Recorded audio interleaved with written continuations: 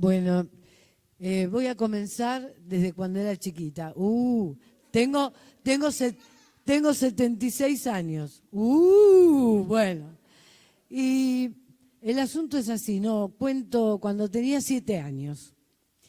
7 años arrodillada en el piso, rezando el rosario para que mi papá vuelva vivo de los bombardeos de junio del año 1955 en la Plaza de Mayo, de los aviones que bombardeaban allí a los obreros que iban a defender el derecho a continuar con el gobierno popular que estaba en ese momento. Y nosotros en casa con mi mamá y mi hermana mayor y mi hermano para que vuelva, ¿no? Lo que pasa que la religión, en el caso de mi familia, era una religión que tenía que ver, en aquel momento se hablaba de los curas del tercer mundo, ¿eh? No como los curas villeros de ahora o los de la opción por los pobres, ¿no? Esto son las vertientes de ahora. Antes eran los curas del tercer mundo, ¿no? Y habían personas emblemáticas. Yo vivía en el barrio de Villa Pueyrredón, pegado acá, ¿no? En Capital Federal, pero pegadito acá a la UNSAM prácticamente, cruzando Miguelete, ahí nomás te encontrás con el barrio de Villa Pueyrredón. Y el barrio de Villa Pueyrredón tiene todavía, ahora tal vez no, una relación, ¿no?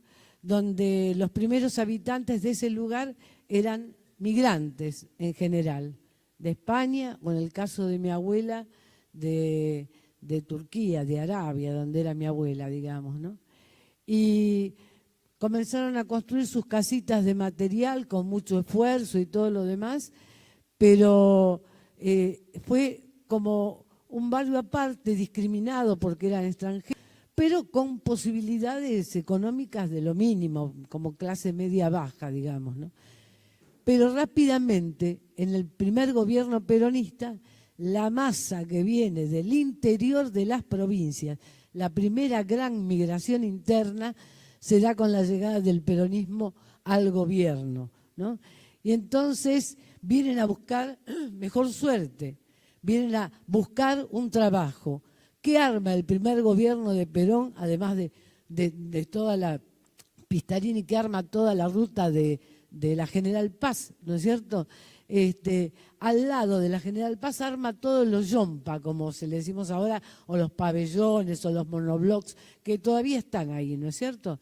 Y de allí la masa grande que vino del interior de la Argentina, de distintas provincias, se fue ubicando en estos lugares, ¿no? Y bueno, cuando viene el derrocamiento del gobierno peronista, saben medianamente lo que fue pasando, hubo una gran represión, una amenaza permanente con la explotación del tanque de gas, que lo deben haber visto, porque anda ahí por la General Paz y Constituyentes, ¿no? La explotación del tanque que hacía volar a todo el barrio de Villa Pueyrredón, a los monoblocks de Constituyente y General Paz, hasta la Villa Urquiza, la Saavedra y todo lo demás. Entonces, en ese sentido fue un momento de mucho pánico, ¿no? Así todo, se mandaba a los vecinos del lugar, en el momento de la resistencia, se mandaban lugares y pintadas que después, lógicamente, todo eso venía en contra, ¿no? Ahí en la cuadra donde yo vivía, había un señor que se llamaba como nuestro prócer, José de San Martín, pero no tenía ninguna ascendencia. Se ve que le habían puesto ese nombre porque a la familia le había simpatizado el gran liberador de la América, ¿no? José de San Martín tenía un nieto, el Tito Karasiewicz, ¿no? Medio polaco, nada que ver con el José de San Martín, pero el Tito se fue con Dardo Cabo, tomaron un avión, se apropiaron de un avión, se pararon en las Malvinas, plantaron la bandera argentina, dijeron las Malvinas son argentinas, ¿no? Después estuvieron presos, ¿no? En las corridas y en las caminatas que nosotros hacemos por las Malvinas. Una vez vino el Tito Karasiewicz, ya muy viejo, ¿no? Porque hace tanto tiempo. Pero en este marco del barrio de Villa Pueyrredón y los curas del tercer mundo, y con la llegada de la Junta Militar, de la primer Junta Militar, digamos, se produjo una cuestión de pobreza extrema, ¿no? Todos los que tenían trabajo habían echado de sus trabajos, las fábricas que estaban creciendo, habían sido potentes, de sectores de clase media que todos se ilusionaban con tener una carpintería, con tener, no sé, una fábrica de A, de B, de J, etcétera, y se dio lugar al ingreso de los monopolios, porque para eso son las juntas militares, para favorecer al capital extranjero, que viene, ¿no?, a cagarnos en la cabeza, para ser mal hablada, digamos, ¿no? Entonces, en ese tiempo de tanta pobreza, los curas del tercer mundo nos llevaban a mi familia y a otros feligreses más de la parroquia de Cristo Rey a trabajar en las nuevas villas de emergencia que hoy son, están alrededor de la cuestión de barrios populares, no, que se llama ahora sí de barrios populares, pero que están en un montón de caminos de acá, de Villa Pueyrredón hasta acá. Hay un montón de lugares que tienen como espacios que recuerdan todavía aquella época, digamos, ¿no? El hacinamiento, el abandono de las fábricas, el lugar de las fábricas como lugar de vivienda donde se amontonaba todo el mundo. Bueno, toda una cuestión así. Todo eso y esa gran represión, ¿no?, lleva a un trabajo de promoción integral de la gente que vivía en estas villas de emergencia que pegaban hacia el lado de Constituyentes. Y ahí íbamos con mi familia, mi papá, mi mamá, a trabajar nosotros que éramos chicos, a jugar con los chicos, los grandes, mi papá, mi mamá y el resto de la parroquia, con los curas del tercer mundo, a trabajar, a mejorar las casas, a llevar ladrillo, a levantar algo, a armar un baño, ¿no? Y nosotros a jugar con ellos o a hacer los deberes o las tareas. Bueno, toda esa enseñanza nos marcó como familia, nos puso en una vía. Y esa vía nunca me corrí, la seguí. Esa es la vía que aún continúo haciendo. Y eso que me tocó vivir. Esa dictadura militar, la dictadura de Onganía. Yo acababa de salir del secundario y me anoto en la Facultad de Medicina. Ingreso a la Facultad de Medicina, un trabajo de locos, digamos, y en la mitad, cuando ya habíamos rendido como 2 o 3 materias, en la mitad del año del 66, la junta militar, el golpe militar y la represión, que yo no había visto nunca, tanto odio a los estudiantes, tanto odio a lo que era en aquel momento que se llamaban las cátedras nacionales. Las cátedras nacionales, que eran gente de alta estirpe, con una vocación y una construcción del conocimiento sumamente interesante. Se cerró. Los grandes del Partido Comunista, de la izquierda, perdón si alguno es de la izquierda del Partido Comunista, lo lamento, ¿no? Rajaron todos cuando había que resistir, rajaron todos.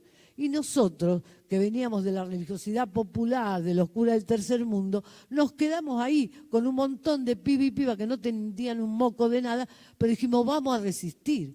E hicimos las clases en la calle, sacábamos los bancos, pero éramos vivos. Cada vez que venía el camión, el celular se llamaba, no como el que usamos ahora, sino el celular donde enchufaban adentro, la cana, ¿no? O con los hidrantes. Yo me acuerdo que ya en aquel momento, como se ve que en un momento quería ser médica, estaba estudiando en la Facultad de Medicina, el ingreso a la Facultad de Medicina. Y para practicar, que mi mamá era caba de enfermera, me había hecho emplear como ayudante de las enfermeras en un sanatorio. Me había comprado con mi primer sueldo un hermoso tapado de piel de pool, que no era de piel, sino la tela, una tela hermosa, muy fina y sumamente abrigada, ¿no? Así podía andar en invierno por todas partes y resulta que no caí en cana, pero sí el hidrante, que tenía una manguera de tinta roja, me cruzó la espalda, me tuve que sacar el tapado, tirarlo en el piso y seguir corriendo, porque no había otra manera de zafar de que no te metan en cana, y pasaban los celulares llenos de los estudiantes que habían resistido hasta ese momento y que no se habían querido ir en forma voluntaria. Esa fue una parte de de la segunda junta militar, ¿no? Entonces, después de eso me fui yendo para el lado de la Bohemia, me metí en la Escuela Nacional de Bellas Artes Manuel Belgrano y ahí porque primero empezaba las cátedras nacionales y después iban a la parte del arte, porque también eso provocaba una cierta libertad, un cierto derecho a ser quien uno deseaba ser, ¿no? Y eso no podía ser permitido por esa mentalidad, como dice ella, que nos querían imponer a aquellos que daban el golpe y que respondían, ya sabemos, a intereses de grandes monopolios y de someter a nuestra querida Argentina a la esclavitud y sin derecho a nada, ¿no? Y entonces ocupamos la Escuela de Bellas Artes. Y entonces, la policía, caímos en cana. Una semana en cana, mi familia me veía en una comisaría desde afuera y me decía no sé qué cosa, qué sé yo, no le entendí un poco, porque como a veces me castigaban, me colgaban en la mitad del patio de una especie de celda individual donde yo podía mirar y nadie se podía acercar, digamos, ¿no? Y esa fue una manchita, digamos, en el currículum que me empezó a jorobar y que en un momento salta perico y me jodo un poco más, ¿no? Y resulta que a partir de eso, entonces, bueno, dejé la enfermería y fui a laburar porque era maestra, digamos. Maestra en aquel momento se llamaba Maestra Normal Nacional, que muy normal se ve que no era, ¿no? Pero fui a laburar de eso y mi hermana, que era una militante cristiana popular de los curas del tercer mundo, todo eso, estaba trabajando en un barrio muy humilde, que es el barrio donde estamos nosotros ahora, en Villa Hidalgo, en la zona llamada del Triángulo, donde había una especie de vecinos que tenían ya sus casitas de material, y trabajaba con el cura de esa capilla siendo catequista, ¿no? Y ella fue la que me lleva allí a ser maestra de esa escuela religiosa popular, que en realidad de religiosa no tenía un pomo la escuela, ¿no? Era realmente una escuela muy inserta en el territorio, con grandes maestros que tenían una comprensión y una identidad con la comunidad con la cual estaban intercambiando historias, ¿no? Porque la verdad la podía tener el maestro, la maestra, pero la verdad también la tenía el pibe, la piba, en los distintos grados, contando sus emociones, sus vivencias, lo que fuera, ¿no? El asunto es que llega el año 75, llega cerca septiembre, ¿no? Yo tuve un accidente, me atropelló un coche, solamente me joroba la columna cervical, estoy en el hospital, me ponen un yeso, qué sé yo qué, bueno, etcétera, etcétera, y no fui a trabajar hasta no recuperarme, obviamente. Pero ya se estaba preparando el tercer golpe militar. Se armó el Consejo de Defensa. Saben que estaba López Rega con el tema de la AAA, a troche y moche. Y nosotros que ya estábamos militando en distintos territorios de la capital federal, en villas de emergencia, aunque ahora se llamen barrios populares, en el Bajo Flores, digamos, vivíamos rajando de un lugar a otro a efectos de que la policía no cuestionara ni castigara ni nos metiera en cana por la cantidad de revolución que estábamos haciendo, el reclamo para más derechos, para paraguayos, para bolivianos, para uruguayos también que estaban en los distintos pasillos numerados de la gran villa miseria que es la villa del Bajo Flores, ¿no? Bueno, ahí en ese momento yo ya no podía militar porque estaba con el cogote enyesado, digamos, y me quedé en mi casa, pero mi esposo sí, él seguía militando. Vino la policía y me lleva, pregunta por mi esposo, no está, y me lleva, ¿no? Y me lleva y me tira al sótano de un lugar muy jodido de la Policía Federal. Y el vecino ve que logran al tiempo, bueno, primero a mí me llevan el micrófono, la impresora que teníamos donde hacíamos revistas, diarios. Por ejemplo, cuando estaba en el Bajo Flores, hacíamos una revista que se llamaba El Villero por los pasillos de la liberación. Bueno, ahí hay un poco de construcción, digamos, específica, ¿no?, que hacía a la necesidad de ponerse de pie, pronunciar la propia palabra, generar círculos de amistad y de convivencia entre algunos argentinos que venían del interior, los bolivianos, los paraguayos, los chilenos. Era todo un quilombo de comunidades que era difícil, digamos, pero no imposible, ¿no? Entonces, digamos, para resumir un poco esa parte, lo encuentran a mi esposo, que estaba en una X situación de militancia, y lo encanutan, lo ven los vecinos, ¿no? Cuando lo meten adentro del baúl, a mí me llevan en el patrullero, a él lo meten en otro coche y se lo llevan. Por supuesto, me preguntan cualquier cosa con el mimeógrafo, qué era, para qué, los volantes del otro, de este grupo, del otro, de los montoneros, del ER, de PIN, de PAN, de PON, ¿no? Y yo digo, no, esto es porque yo soy maestra de una escuela, qué sé yo cuál. Bueno, el asunto es que me llevan ahí en Coordinación Federal, me sacan, me cortan el yeso, me patean, me hacen caer las escaleras, que son larguísimas en Coordinación Federal, pero nada me importaba porque yo estaba preocupada qué había pasado con Pablo, no lo podía encontrar y había escuchado algún rumor por ahí de que ese grupo había sido detenido y que Pablo estaba dentro de esa detención.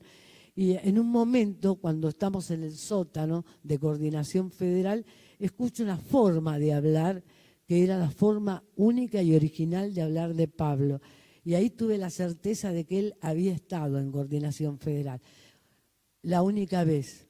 De ahí en más, Pablo está desaparecido. Nunca más apareció. Y ahí me mandaron a Devoto.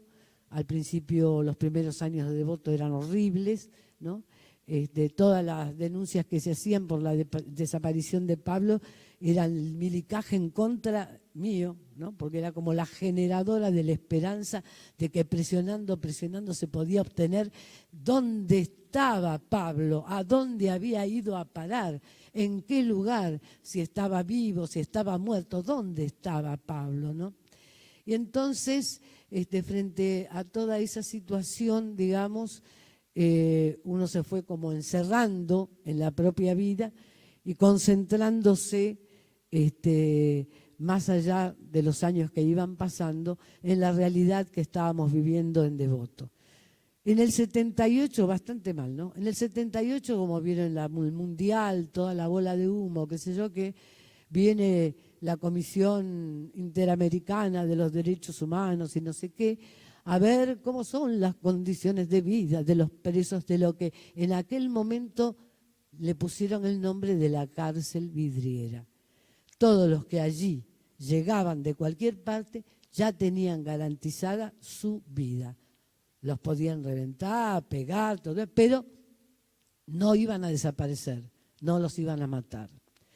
Y bueno, teníamos, una vez que se fue toda esta Comisión Interamericana, volvieron otra vez. Bueno, la cárcel es un lío tremendo. Bueno, salgo casi a principios del 82 con la libertad vigilada, siempre con la idea de que tal vez en algún lugar de Ciudad Gótica lo podía ver a Pablo.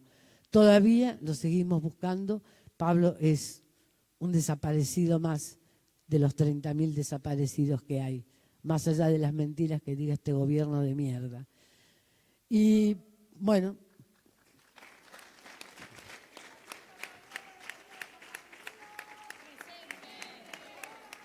y siempre. Y así casi 7 años presa en Devoto. Rearmé mi vida, hoy está aquí una hija que no sé por qué le habré puesto el nombre de María Eva, pero se llama María Eva, ¿no? Y Facundo e Itatí. Mis 3 hijos, y soy abuela de una nieta. Bueno, volví después que me levantaron la libertad vigilada, cuando vino el Papa. Bueno, mi hermano, otro de mis hermanos, uno había ido con el quilombo del Canal del Beagle, una familia con una historia de dolores tremenda, ¿no? Y el otro a Malvinas, mi hermano Antonio a Malvinas, ¿no? Y en el 82, cuando el Papa viene, que nos anuncia que habían perdido, ¿no?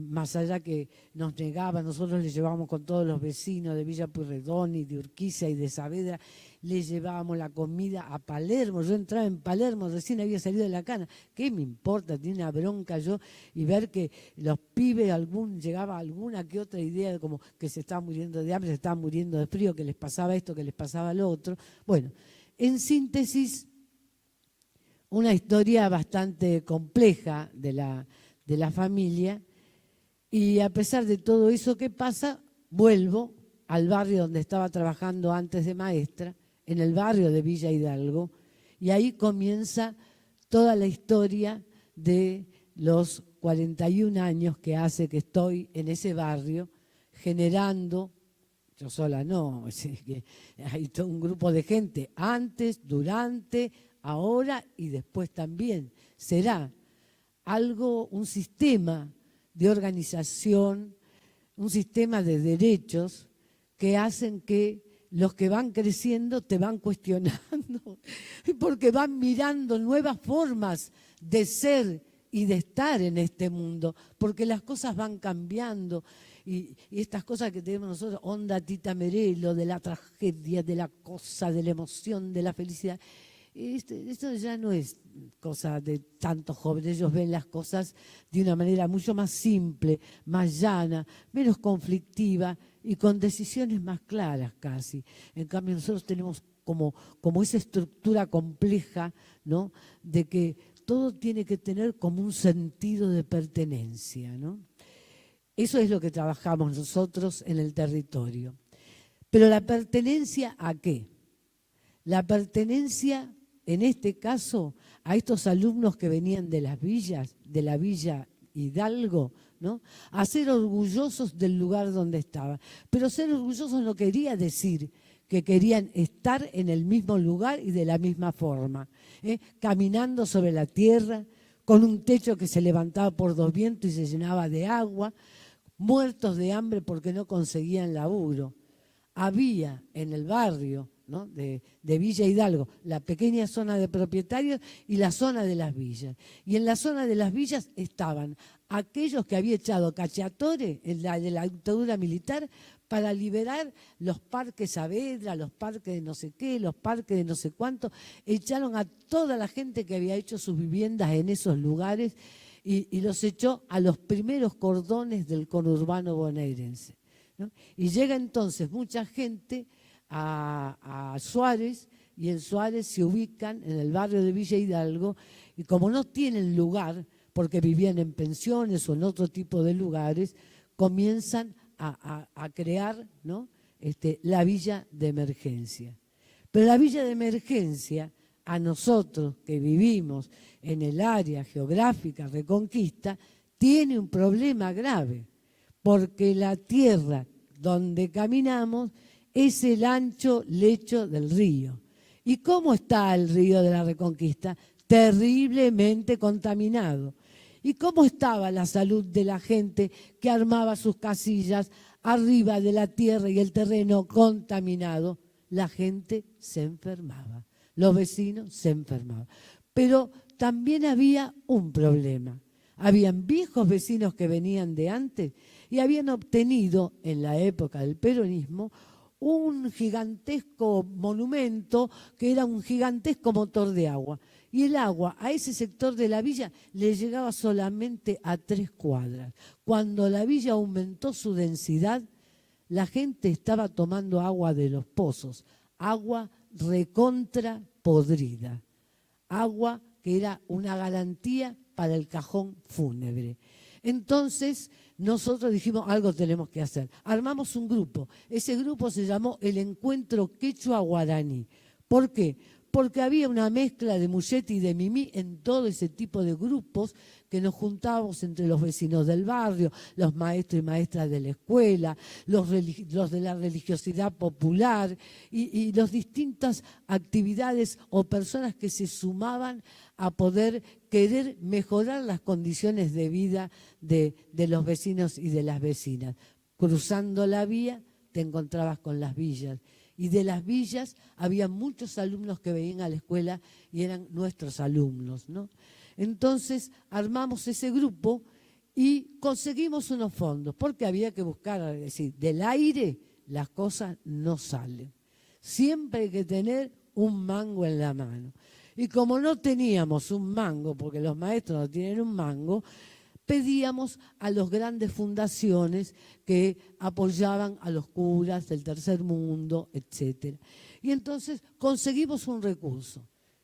El motor del agua se había roto, 3 cuadras de vecinos no tenían, pero la gran cantidad, que eran como 17 cuadras más, de un montón de vecinos con casas muy precarias que tomaban agua de los pozos, esos también querían el agua. Y entonces pusimos a consideración, primero los invitamos a una reunión, en un lugar que no era cerrado, en una esquina X, ¿no? Y no los invitamos con las viejas mariposas que con ahora me acuerdo, ahora se me hizo una laguna, ¿cómo se llama? La Olivetti, se escribía la máquina de escribir y hacías, ¿no? Una mariposa, se llamaba así, que era una cosa chiquita que tenías que mirarlo con lupa para ver qué decía, porque realmente, y esta gente, muchos tenían problemas de la vista, otros no sabían ni hablar bien, otros tenían millones de problemas de estar viviendo en esas condiciones insalubres. Entonces, nosotros dijimos, bueno, hicimos un hermoso afiche y empezamos a invitar con unos volantes grandes, con grandes dibujos y un montón de cosas, un perrito que se rascaba la pierna. Yo es para mí, no, para vos no, hoy no te toca a vos, le toca a los vecinos. Bueno, en fin, se juntaron los vecinos, pusimos a consideración que venía este dinero y si querían hacer una revista, porque en la revista todos podíamos estar comunicados, todos podíamos tener nuestra palabra, contar nuestra historia, pedir nuestras cosas, darnos a conocer. Y entonces la otra opción era tener y reunir dinero para poder traer el agua al barrio. ¿Qué hizo la gente? Votó la gente el agua, ¿no es cierto? Y nosotros dijimos, bueno, lo pusimos a consideración. A partir de ese momento, la voz de la comunidad fue el eje de nuestro trabajo. Cuánta cosa sentían, cuánta cosa decían, pero esto no era gratis. No era que vos podías decir, pedir y querer. Si vos pedías y sentías, vos tenías que venir y también participar, poner el cuero, poner el cuerpo, poner el alma. De eso se trataba.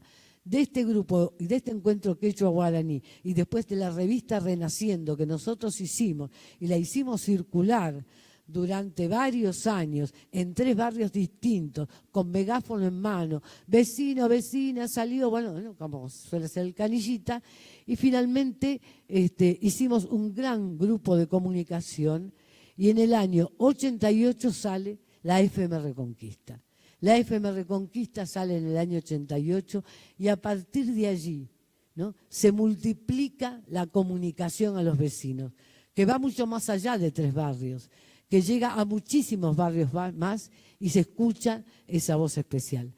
De la FM Reconquista surge la Asociación de Mujeres La Colmena, que después se vuelve titular de la FM Reconquista, surgen los jardines de infantes, es toda una lucha por este concepto.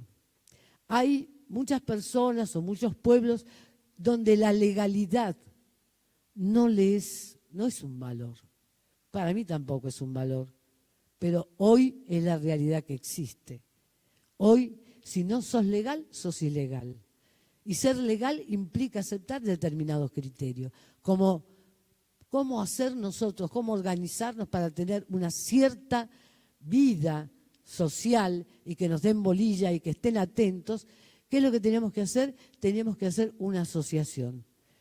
Tardamos 2 años y medio en lograrla, una asociación civil de mujeres, una de las primeras asociaciones civiles de mujeres aprobadas por la provincia de Buenos Aires. Fuimos la Asociación de Mujeres, hoy titular de la radio, hoy creadora de 2 jardines de infantes, instrumentadora en los 3 terrenos que tiene la radio, de la primaria para adultos, acompaña el programa Fines con un gran equipo de compañeros y compañeras que trabajan, con 2 jardines de infantes, con un jardín, con una lucha que durante muchísimos años logramos la legalidad del jardín, ¿no? porque había mucha discriminación en algunas escuelas cuando los chicos terminaban la sala de 5. ¿Y de dónde vienen? Del Jardín La Colmenita. Y algunas directoras, que eran un poco desgraciadas, decían, ¿quiénes son? Porque no era un jardín legal. Y para nosotros eso era un dolor. Y fue toda una afrenta. El Jardín La Colmenita recibió recién en el año 2019 su legalidad y hoy del Partido de San Martín es el jardín número 1 de carácter comunitario del partido. Bueno, hay muchas más cosas. Pero antes quiero cerrar de esta manera. ¿Por qué vine aquí? Además de tener un gran amor por todos los compañeros de la Mesa Reconquista y transitar con ellos un montón de historias muy comunes, ¿no?